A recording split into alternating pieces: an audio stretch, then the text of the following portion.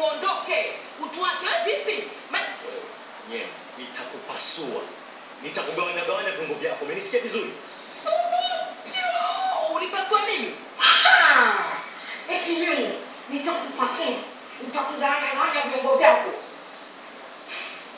Kwa hiyo unipasue mimi unanifanya una migufu sana sio? Kama kweli wewe una nguvu.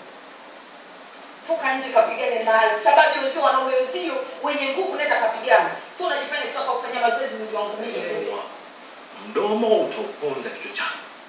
Chunga mdomo wako sana. Kwenda zako kule bwana usinisumbue mimi. Wewe unajifanya una migufu gani? Kama wewe mwanamume kweli kapigane huko. Unatumia nguvu nyingi, akili hauna. Baada ya kufanya vitu vya maana, umekaa saa zote wewe vipi? Sasa mwanamume pekee. Heri kuwa mwelevu na msikivu wa jambo usilojua kuliko kuwa mjinga unaibisha jambo usilolifahamu. Kuna lenye mwanzo usiokuwa na mwisho.